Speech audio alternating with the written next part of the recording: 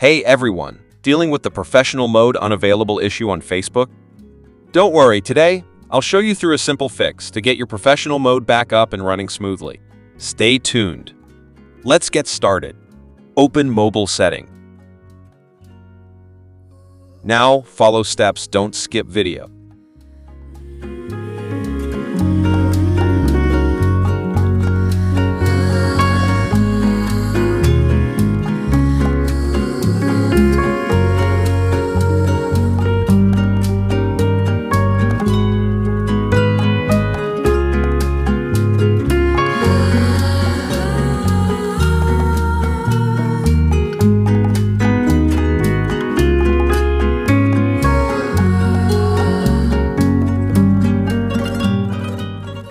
Update Facebook app and then open.